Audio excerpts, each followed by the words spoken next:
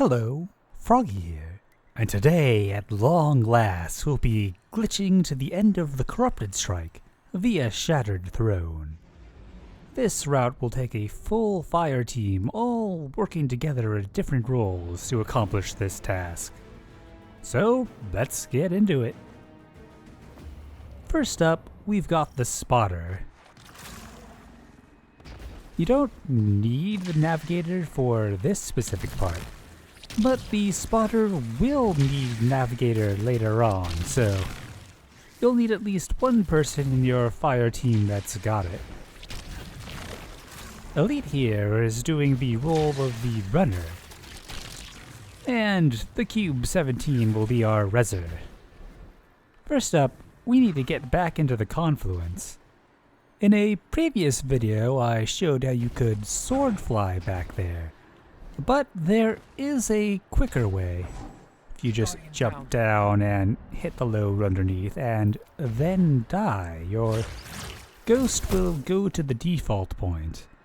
And the Cube 17 found that the fallback point will set you directly into the Confluence. So, Cube is setting up some stasis crystals, and once the area is nice and covered, you can respawn and find yourself way back without having to worry about the flight. Which is quite handy, because at certain weeks, the visibility on that flight is very low. Anyways, we're going to be heading into Spine of Carries for this next part. The Spotter will also need to have Mountaintop for later on to do the actual spotting, but we'll get to that a bit later. First up, we're going to be setting up an IRB to break out of box in Garden of Esila. Technically, we could just use the wrong warp, but that would require our runner to take time away from their tasks to help us out with the Lost Sector, and Shattered Throne gives us about 7 autorezes in a row? And I gotta say, this problem is starting to look an awful lot like a nail. Anyways, we're heading up to the upper floors of the kind of observatory place over here. And where we're trying to get in Garden of Esila is pretty much this structure right in front of me. However, for whatever reason in Garden of Esila, it isn't located here. So in order to get to the Esila copy, we're going to go up into the tower itself and do a bit of climbing. Go to the right and get up on this mirror. That should be about right. You can shoot ricochet rounds against the side of this thing here. But if you're on Titan, it's pretty easy to just put down a barricade and bounce off of that instead. Could use other sorts of explosives, but ricochet rounds are just so nice. Anyways, now it is time to get to Garden of Esila.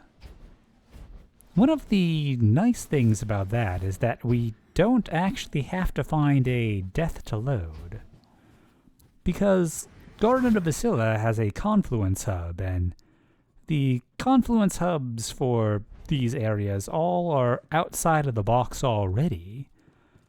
So all we've got to do is get out of map here, load up Garden of Esila, and jump off the edge. I'm going to go ahead and use the intangible ceiling here. There are plenty of ways to get outside of Confluence. This one just happens to be the one you come across first when you're coming from this direction.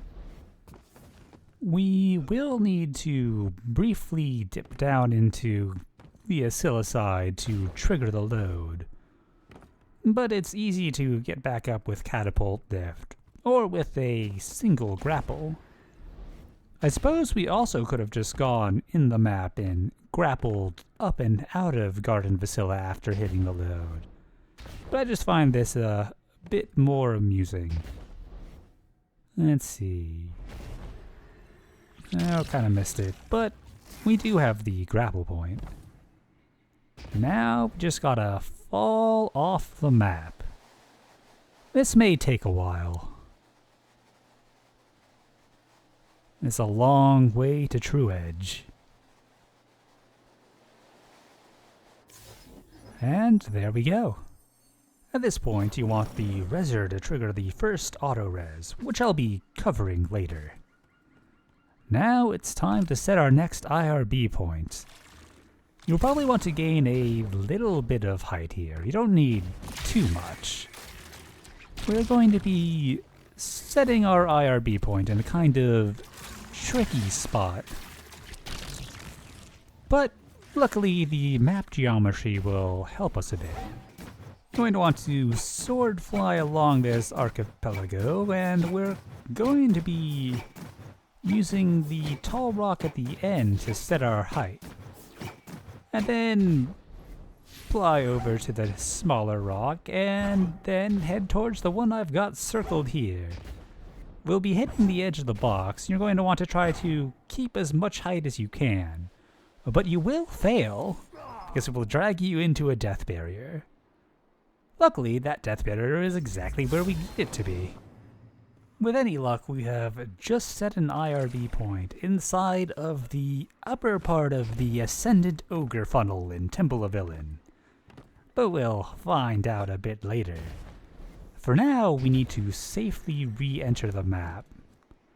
You could just grapple climb up, but we've got this nice looking structure, and I kind of want to see if I can climb it. You may have noticed that you can't actually mantle up things when you're out of box. Very weird, but that's why I'm having some troubles here, because I frequently forget this obscure fact. Also, apparently blinking doesn't work. Anyways, getting on top of this is pretty easy, although I'm not sure if this is actually going to be high enough. Maybe it would be if we climbed that tower, but we'll find out soon. It is vitally important that you do not die after setting your IRB point, because if you do, you'll have to go set it again. But yeah, this is definitely not looking high enough, so I'm gonna grapple up a bit.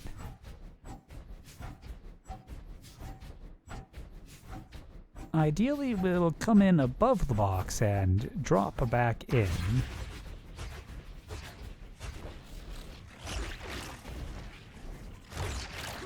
Oh, and it seems that did not happen, so maybe go a little bit higher up.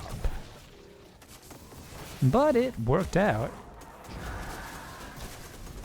Personally, I would recommend heading back into the Confluence. Garden of Esila is a little bit too spicy. The Garden of Esila find was quite convenient, because without it, we probably would have had to send someone to the bottom of the Ascendant Ogre funnel, and that takes quite a long time. Plus, even if we did that, we would have had to kind of guess at the height to get to the top of it. And that is a bit more risk than I would want to take on a route this long. I do have a previous video on getting up there if you want to give it a try anyways. Next up, we'll need to reach the Temple of Illyn, and to do that we'll be going through one of the scariest funnels. But first, I see a flag in the distance. Never look a gift flag in the mouth, as they say. With our ammo replenished, it'll be a lot easier to slow our descent. The funnel into Temple of Illyn is not quite a proper funnel. It's filled with kill floors if you go about it the wrong way, instead of the nice, relaxing funnel walls that would just knock you around. I would highly recommend practicing this part of the route before you attempt it, because you don't want to lose all of your progress to messing this up. Just getting my orientation, and I want to head over to this rock here, and then spot the kind of T-bone structure down below. Going to want to fly towards the tip of that T-bone, and eventually you will hit a push barrier. I would recommend falling kind of slowly here, because eventually you're going to be able to move forwards. And if you don't move forwards, you're going to hit a kill barrier and die. This happens twice.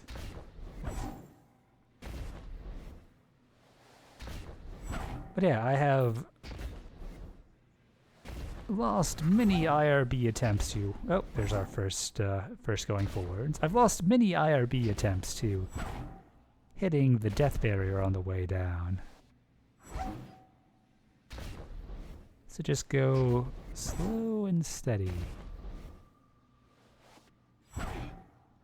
Should be hitting the next one soon. And, oh, there we go.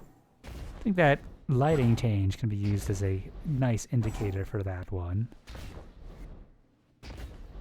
And I think if we turn around, we should be getting pretty close. Yeah, you can kind of see the top there. Got a little bit of falling left to do.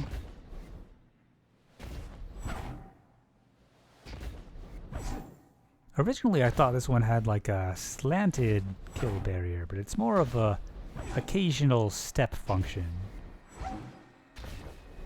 And that music trigger tells me that we're definitely close.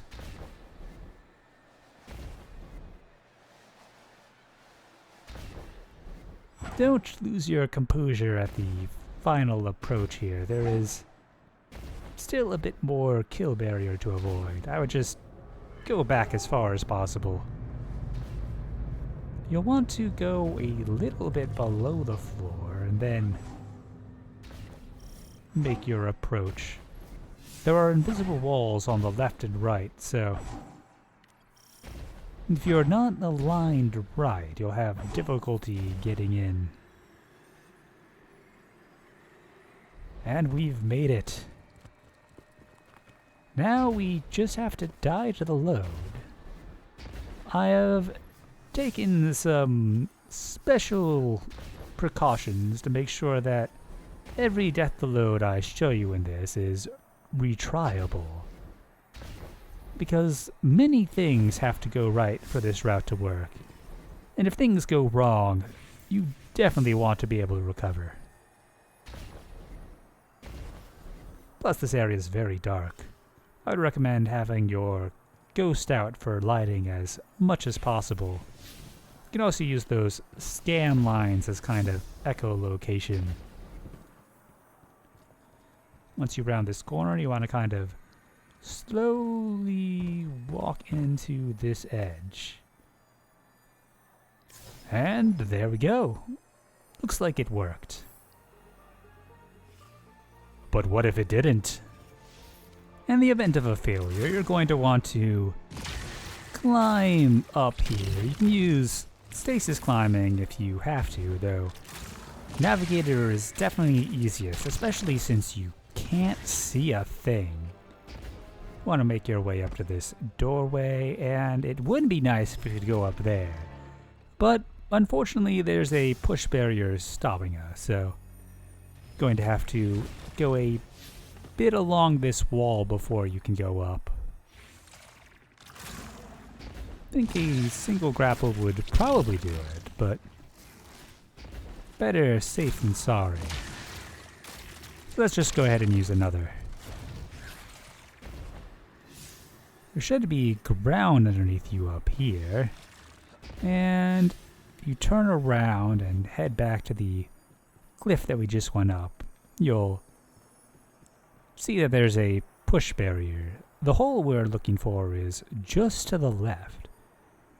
You can jump right back into the map. Now we just need to hit the load for Rhea Sylvia and try that again.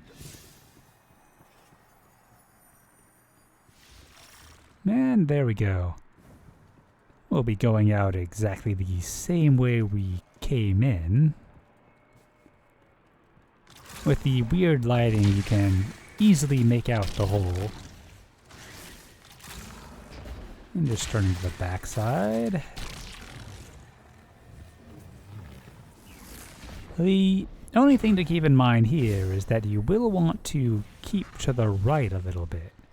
Once again, we've got that push barrier, so we're going to have to drop off the right side, which is a good start for avoiding going too far to the left. We're going right back to the kind of light beacon here to where we were hitting the death load before. Once again, take advantage of every light source you can, because falling off the side of this would in fact be fatal. And then you'd have to do the whole Esila business again. So you round the bend, walk into the corner slowly, and you should hit the death load. And if all goes well, the autorez will pull you inside of the funnel. With the lineup I gave earlier, you should be somewhere along this rock. If you were to go too far to the left, you might end up inside of the wall there, and that would be no good. Anyways, time to do some climbing. For this particular one, you could stasis climb as well, but things get a little bit more free form at the top.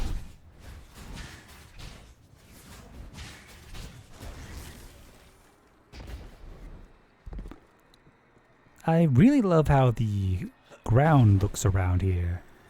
You can kind of see down, and it's just all very vibrant. There's no hole to get in there, so you don't have to worry about falling. To get further up, we're going to need to climb up in the direction of that drop point in front of us. That's where you would drop down into the portal to go to the next zone once you hit the Adytum load. If you went straight up, you'd hit a death barrier. You'll want to adjust to the sharp corners you see above, because those are buildings that are conveniently located near a hole to get back into the map.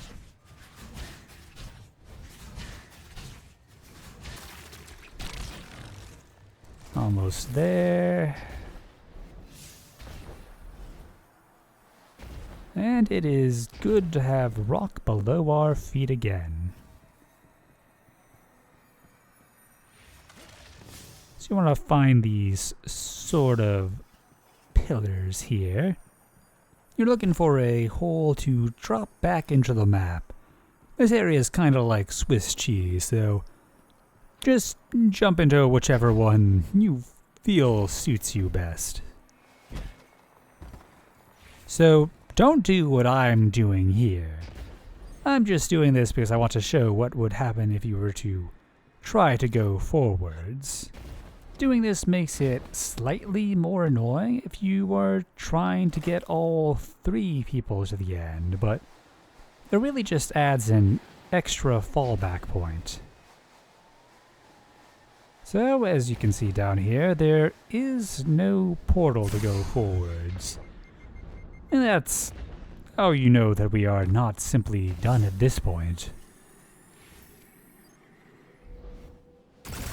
Oh, hopefully there's a kill barrier, so I missed the ricochets, and we're good.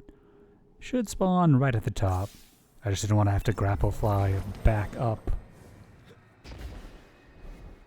So let's go ahead and get on with the spotting task. At this point, hopefully your runner is in position, because it is time to get with the marking. Eventually we're going to be using that pillar to the top left. But if you want to get everyone out here, we're going to have to IRB to a different location. Way up there. Let's go ahead and switch to mountaintop and some sort of sniper. You may have noticed my Aachen there is kinetic, but luckily Aachen LR2 also comes in grape flavor. I just don't generally have one on me. And oh, there we go. It's got the highest zoom and pretty much clearest scope in the game, so I highly recommend it. You're going to want to have volatile launch on your mountaintop along with sticky nades, and a counterbalance stock just to make it a bit more accurate, because its accuracy did get a lot lower with the nerfs.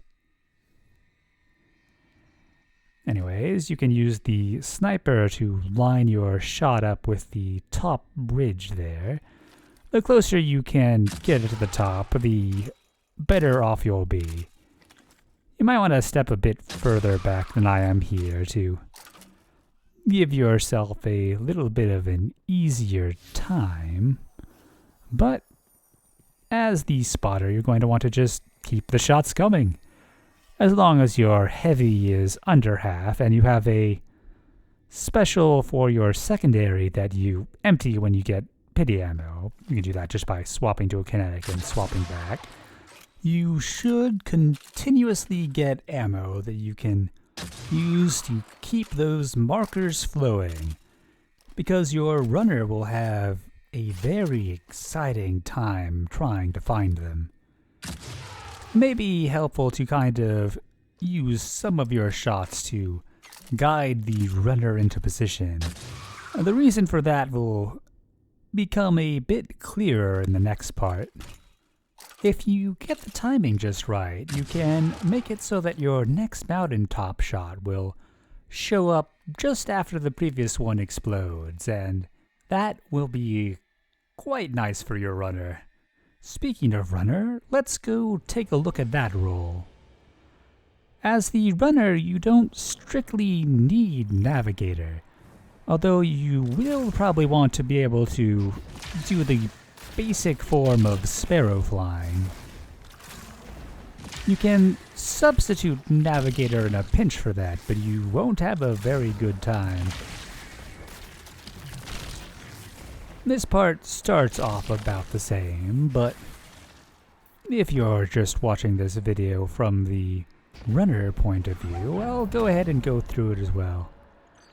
If you fall down near the structure, you should hit a kill barrier, and this will allow us to use the fallback point and avoid having to spend a lot of sword ammo flying across the gap.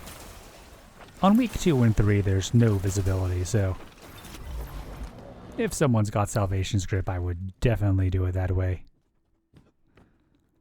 I would also recommend going through Spine of Carries. I'll be going through Gardens of Esila here, just to show you why I tend to avoid it.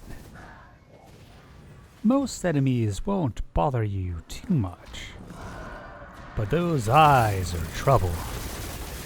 If you're not quick on your feet and get caught off guard, and happen to be running a loadout that's not designed for killing so much as moving around the map, you may have a bit of a hard time. It's not a big deal here since death has no consequences, but if we were in the middle of an IRB route, that would be quite a problem.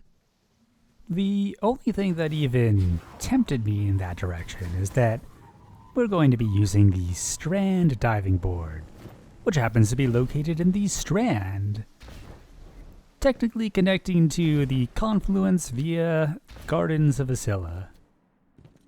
So I'll be using this hole up here. This is one of my favorite little things to do in the Dreaming City, so if you've somehow missed the Strand diving board, it's worth taking a trip out here, even if you're not doing this route, I'm going to want to jump out to this rock, and I'm going to go ahead and swap over to Fighting Lion, because I find it convenient for dying in midair. If you jump over to this rock, you can drop down until it teleports you back up. Going to be heading over to the kind of Last Wish clone area, which, not so coincidentally, will be next up on our list. We need to set an IRB point over by the Morgeth bridge. It would be nice if we could just directly go to the shots our spotter is firing, but unfortunately you can only see those in a private zone, and I'd much rather go to a private zone that you can summon sparrows in, and those are few and far between.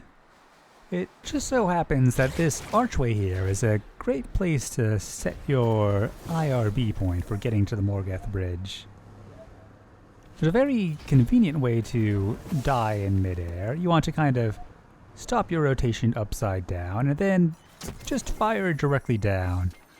And that should get you, even though you can't technically be low light in public Dreaming City these days.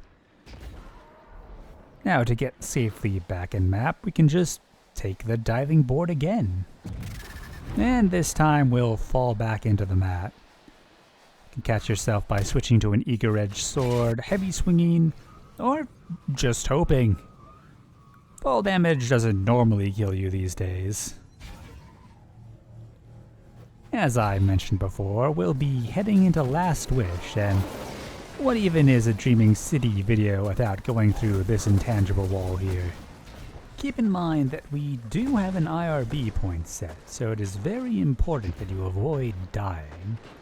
Although, at this point, thanks to the magic of the Strand diving board, we haven't had to expend any autorezes, so it's not like you have to start the entire route over again.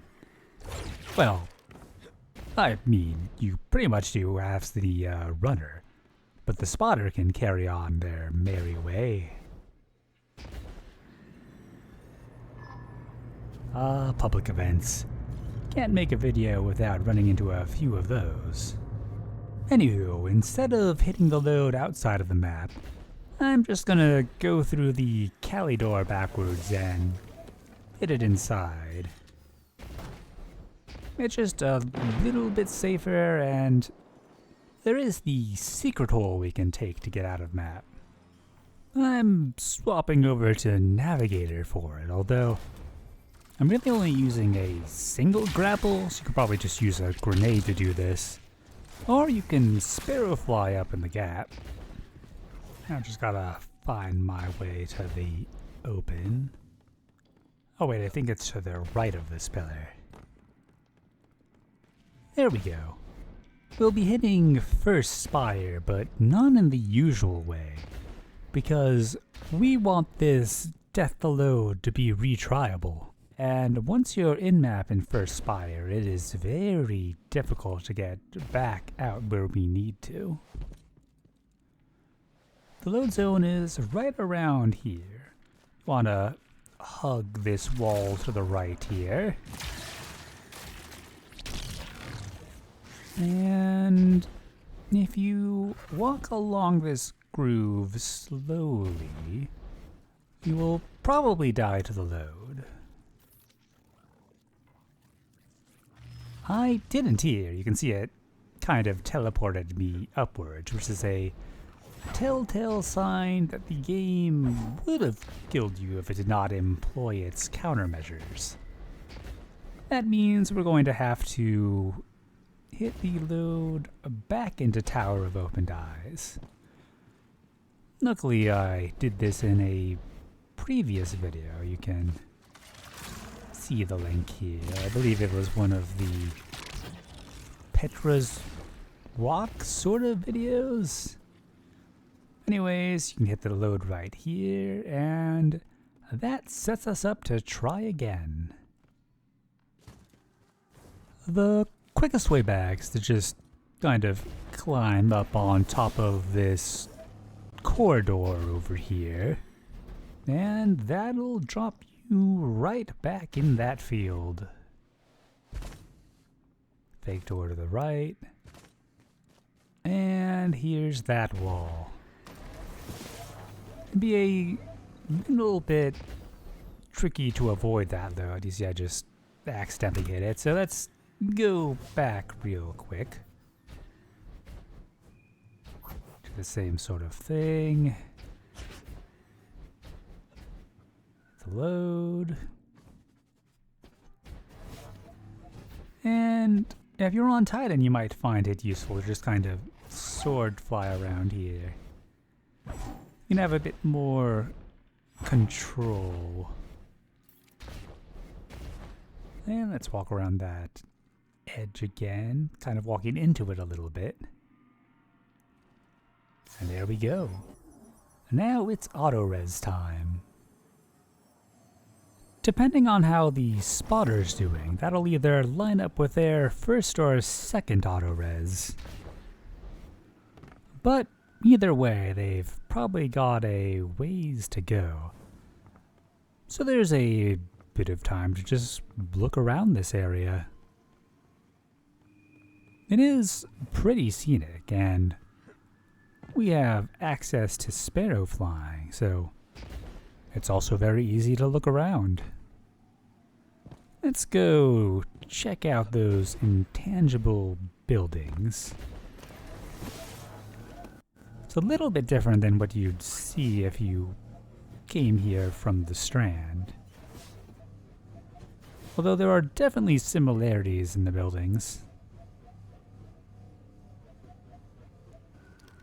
I'm not sure if there are any solid structures around here. I vaguely remember maybe something, but for the most part you'll just be passing straight through everything. Oh, that's a trippy texture to see.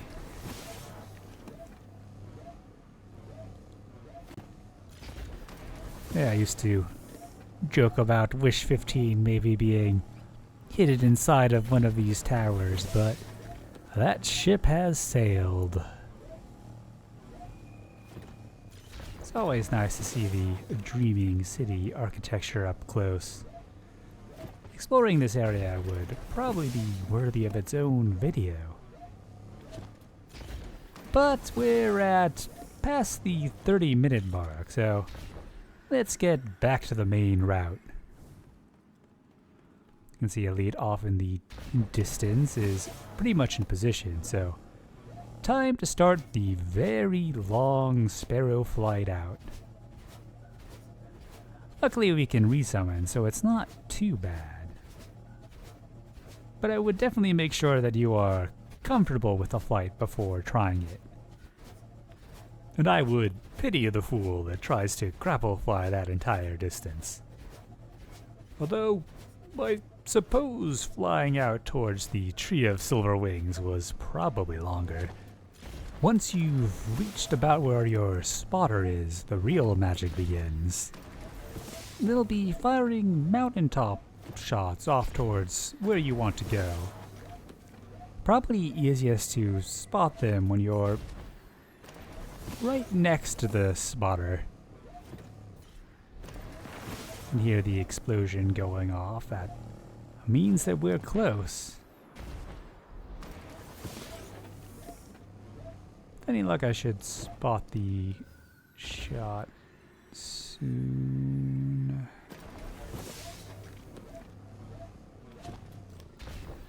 Somewhere around here. Oh, wow, I am way too high, I guess. So keep in mind the shape of the hill that the lead is trying to mark. It has a very large top, and you have 70 meters to work with, so you'll definitely want to see the two shots to get a sense of what direction the wall is, and then go a bit behind that and a reasonable amount up, and you should be good.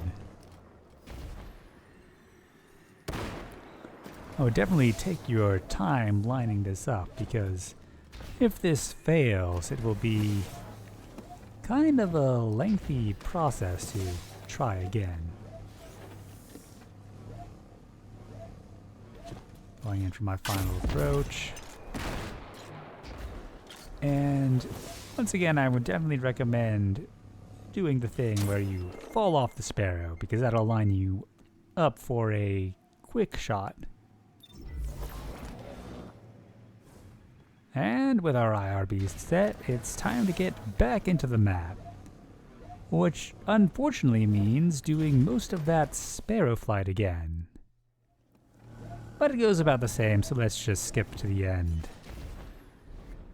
When making your re-entry, you want to kind of spot the purple part of the ceiling. Going to want to land around where the rectangular doorway is. That'll avoid all the scary death barriers and whatnot.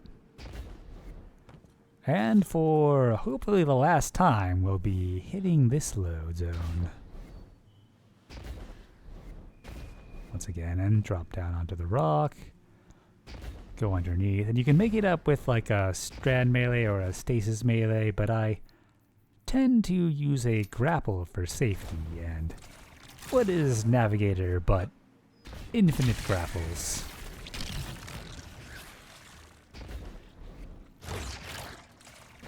I'd use a melee anyways. And now we want to head back into Illyn. There is something a little bit weird about that though. Because the load zone back into Illyn happens to line up with the little bit of wall that would prevent you from accessing Last Wish in the normal way from patrol. Luckily that's an entity, so it doesn't load back in immediately. But it might though. And if it does that, you'll probably die to the load. But a death to the load does not mess up an IRB. If that happens, you'll just have to take the secret hole back out of the map and try again. I'll be showing you a little tip that should help avoid that. And since the fire team is so far spread out off in different corners of the map, none of them should be holding that entity spawned in, so as long as you aren't doing it, it should be fine. The best way to avoid something like that is to simply stay out of the preload area. Right now we're passing pretty much on top of where we would be running normally, which means that it's possible that we might have it preloaded. So before we go in, we want to go as far in this direction as we can, and then head back into the opening. And as soon as you load in, you're going to want to quickly go in the other direction. And we've made it.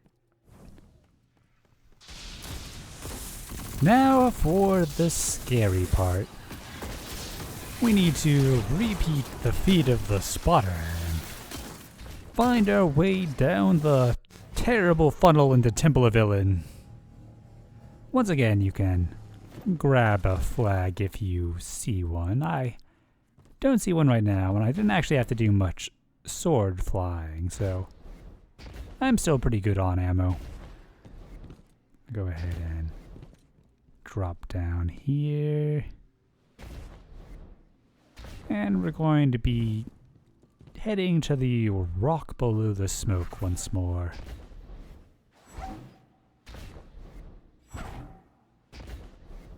It's always a bit harrowing dropping down here, because if you drop in the wrong spot, you'll hit a death barrier.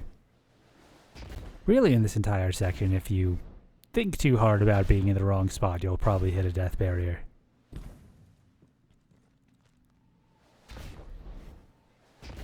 This was one of the earliest little death barrier puzzles I solved on the Dreaming City. Definitely took a lot of falling to figure out where it was. It was very frustrating getting just a little bit closer each time before finding the next one. Now we've got that T-bone structure. One other approach you could do is if you just kind of look downwards and occasionally try to move backwards. I think we got the first one right there. So we're going to drop a bit further.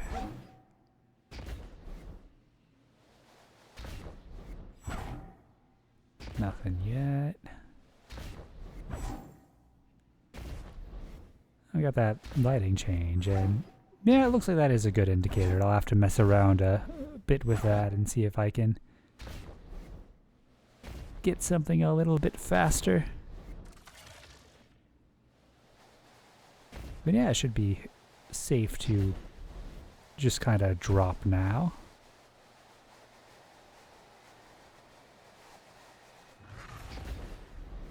And the helpful spotlight points the way.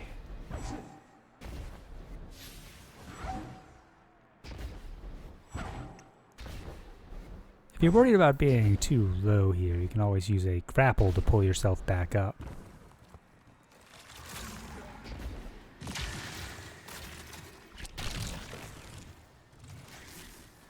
But just like the spotter did, it is now time for us to hit the Temple of Illyn death to load.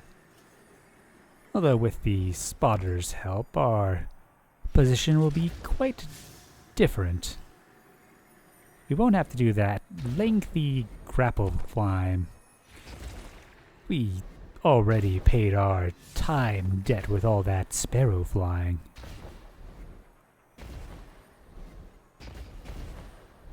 And a bit more with my inability to jump on that pole.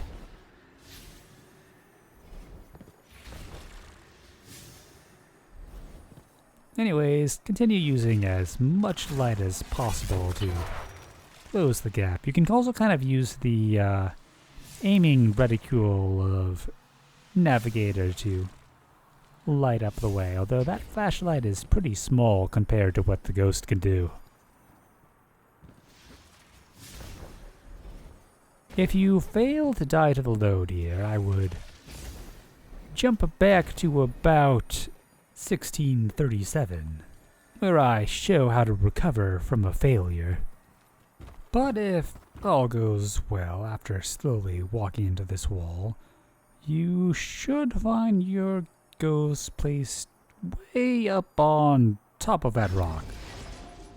Of course, since Elite is spotting here, I can't actually see if that's the case. But sure enough, it was. You can take a moment to get your bearings. You don't want to do anything here until your spotter has joined you. Luckily, they can just use the Strand diving board. I'll show a bit more of how to reach that from here once I reveal the Rezzer route. So now for why you definitely want to wait for the spotter to join you. It is very dark and fairly easy to make a mistake here, and where we're trying to go is within the box pull. It's also not the rock I've just aimed for. And I failed to die. And that means I now have a spawn point up on that rock. A spawn point that I very much do not want to have. And unfortunately, as long as I keep respawning here, I'm just going to be flying back off, unable to reach the top. But luckily, if my spotter buddy throws a stasis nade onto my ghost, I can spawn back up. You'll probably have to jump down to make that happen, but as long as you don't set a spawn point of your own, you'll easily come back up. Anyways, I would highly recommend using a rocket launcher because it's the only way to be sure. So I'm going to go ahead and mark the correct rock with mountaintop. You can orient yourself by this blue beam off to the left. So once you see that, you kind of go to the right, and this will be the rock right here. I've put a marker in the middle so I can judge the distance. I'm gonna drop onto it and rock it right as I'm about to hit it. And that should set my IRB point for what will be the final IRB we need to hit. So I'm going to go ahead and drop into the map. The spotter should stay up there because they're going to be getting the res for the Rezzer.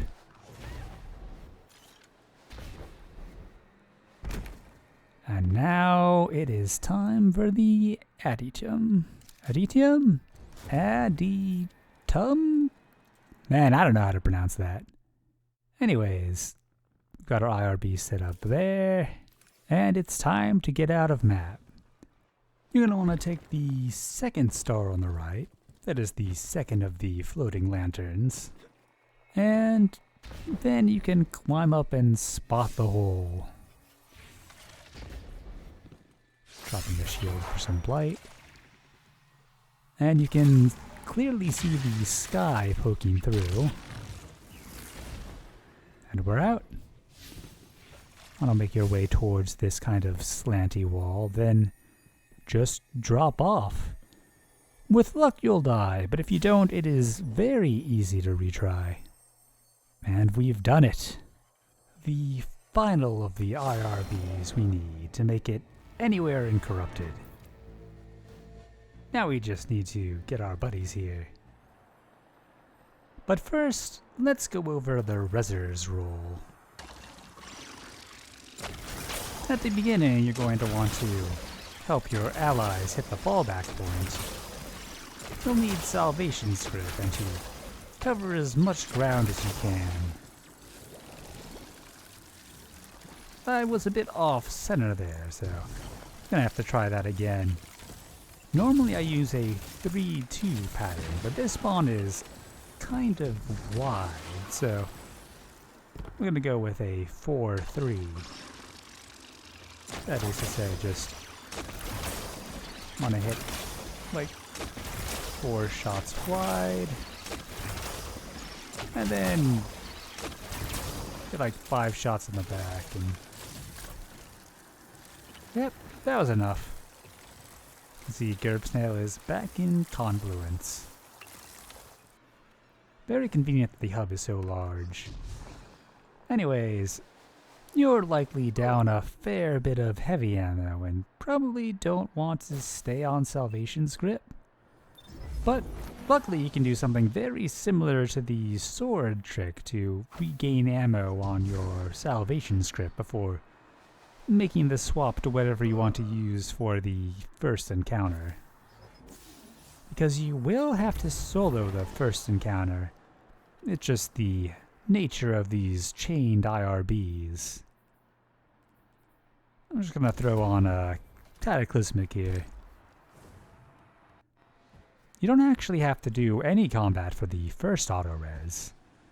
You just want to make your way to the doors and a bit beyond, and as soon as you see the darkness zone, that is the trigger for the first auto-res.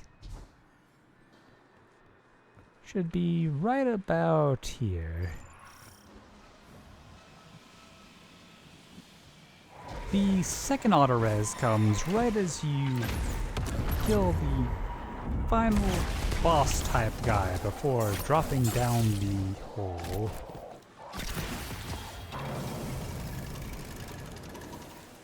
Don't go to the hole too quickly though, because that's actually your third auto-res. See that? right when I'm about to fall down, we get an objective update, and that's the third autorez. The fourth autorez doesn't come till after you've gotten into the Ogre room. I would definitely recommend sniping those ogres from afar. You wouldn't want to waste all of the routing time that's happened thus far. If you're doing everything well, the fourth autorez will be the last one you need.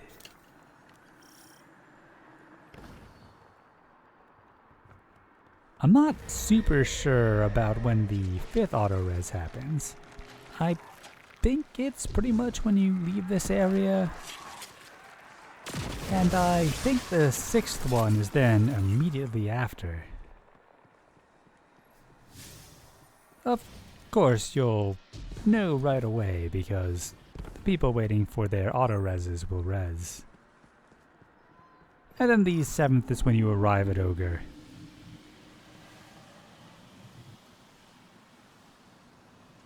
And that's all you get. If you see the Ogre, you've gone too far. And now it's time to get the band back together. You'll want to promote the spotter who should still be in Temple of Illyn somewhere. When you join up, ideally you'll be at the bottom. But if you're not, you'll just need to do a fallback point. If you spawn at the bottom, you're going to want to climb back up to the Sylvia load. I would recommend having Salvation script either way because it's a lot easier to hit the fallback point than to do the sparrow flight or grapple flight all the way back up. Of course, climbing up in this darkness is no fun either, but unless you navigate or fly over it, you're pretty much going to have to deal with it. Just keep jumping and moving forwards and you should make it eventually. Without the ghost lighting, this would be quite miserable. Believe it or not, there was a time when holding your ghost out would produce no actual light. You just get the ghost scan lines, which was not nothing, but not nearly as nice as we have it now. We used to have to walk 20 miles uphill in the snow to get our lighting. Anyways, the Sylvia's right here. We want to die before setting a spawn point because we're going to be doing a fallback.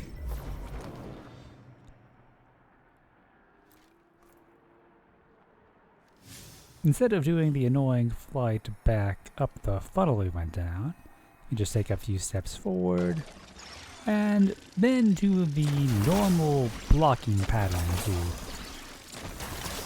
block off all the spawn points.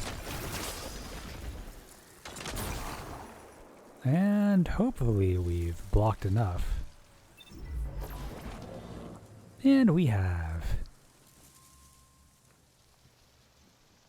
Now we just need to make it back to the Strand diving board to join up with the rest of the people.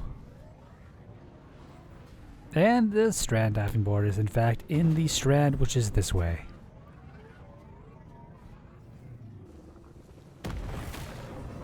I won't bore you with the details of this flight again.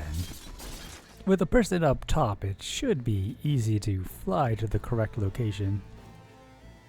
However, I will subject you to this funnel again.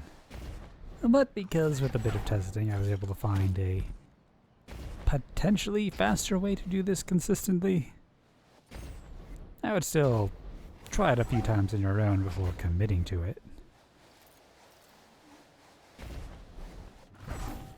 Anyways, we start at the same, just flying out until we hit the pushback barrier.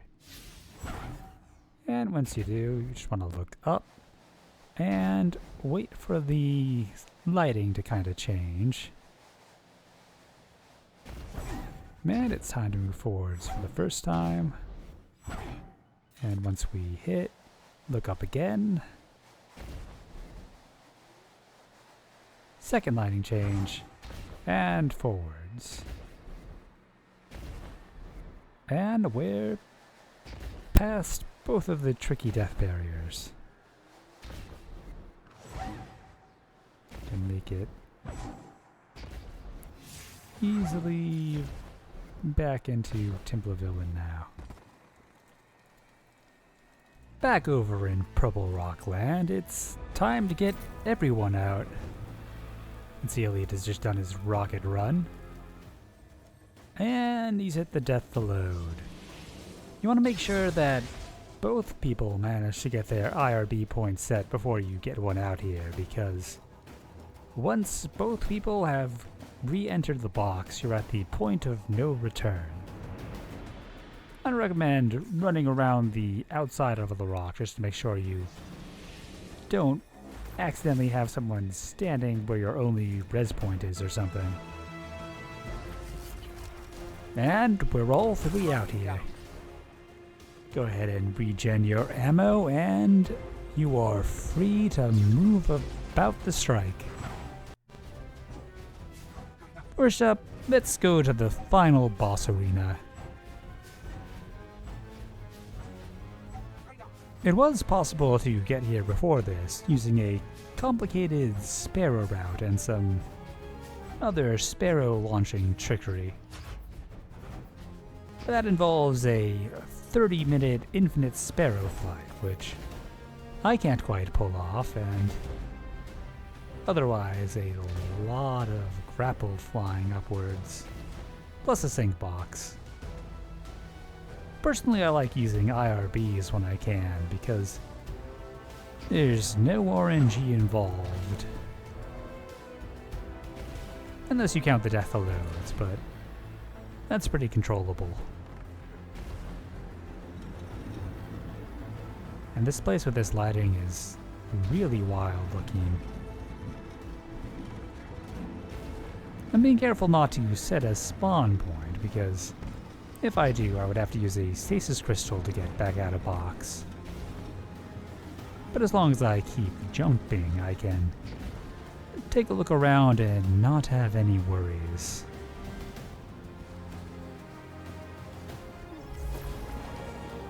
Back up top. I don't think I've actually shown sword ammo gen in this video yet. Set your ammo to low when you're alive, and then high once you die, and you'll slowly get your ammo back. The more ammo you've got, the more ammo you'll get back, so regen early, regen often. We're flying to the lower boss arena now, and taking the time to just absorb the sights. It was, after all, a whole lot of work to get out here. We're navigating around some death barriers. We got to fall down in between two different layers to... Oh, that was kind of abrupt. To make it to the next boss arena. Actually, the first boss arena, but it's also where the strike ends, so I contend that going there second makes sense. Plus, it's a little bit harder.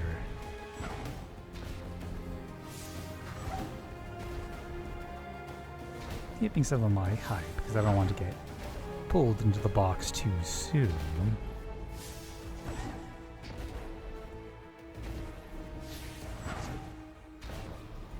I'm gonna want to bear left here, and those sudden lighting changes are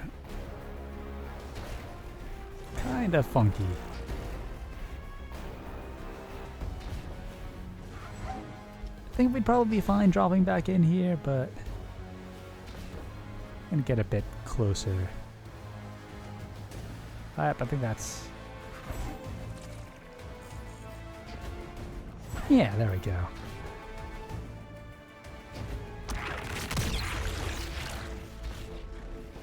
I've been spending a lot of time in this strike this last week, working on getting me some slammers with Eager Edge.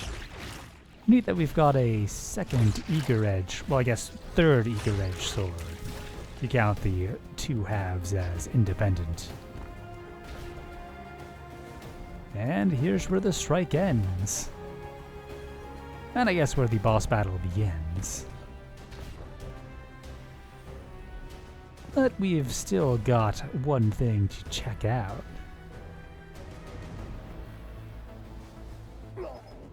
Let's go see about that giant blight.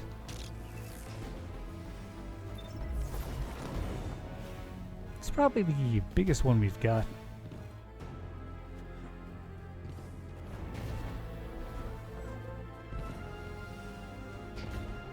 We ended up taking something of a three-pronged approach to get there. By the way, the rock over by where the cube 17 is solid. So it's a decent resting spot if you want to set a spawn out there. It is still out of box. There is a funnel over by where I'm heading, so I'm staying far to the right to try to avoid it. Elite and Cube 17 are taking different routes in the hopes that at least one of us will make it to the Blight. But it looks like my direct route has paid off.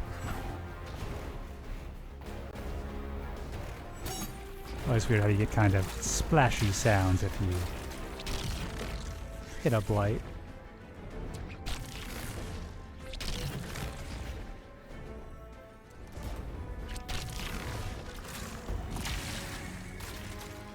I'm hoping we'll be able to walk on top of this. I know eventually we're going to hit the death barrier associated with the box above us, but I'm not sure exactly where that starts. Oh. Might be able to walk up at this angle.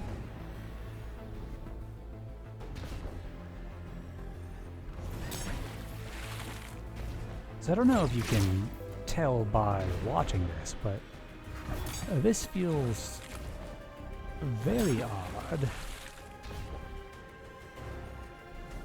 Like, it feels like I am just inching along. You know, like going maybe a quarter of the speed I normally would be. But I think that's just an illusion. Oh nice, we managed to get to pretty much the very top of it. And no ill effects. Normally the top of a Blight would have a weird sort of nexus point. Oh, don't jump I guess. But yeah, this one looks really nice at the top. Quite unusual. And Cubes made it. Oh wait, now that I have someone else I can look at, kind of saw. Seems we're floating above the surface a bit. I'm sure Elite will be here shortly. But in the meantime, we can just continue looking around. Let's get some HUDless action. It's just such a cool place to be. And who hasn't run this strike and just kind of wished that they could get up on top of the Blight? And what's better than one person on the Blight? How about 3? Yeah, you can see how people kind of float up top, and yeah, we've got that kind of nexus. It's on the side. Very unusual for these to be rotated. I'm guessing that it was a bit too visible from the map otherwise. And now that we've seen through the illusion, we can follow the seams. Eventually we should get to the other end and see a similar sort of structure. But I suspect we may fall off before that. Anyways, this is definitely my most complicated IRB route. Assuming you get all 3 people, that means that you will have done a grand total of 9 IRBs using 4 different autorezes. Although if you only get 1 out, it's 5 IRBs. 4 if you use a ROM warp. Anyways, let me know if you give it a try. And until next time, happy exploring.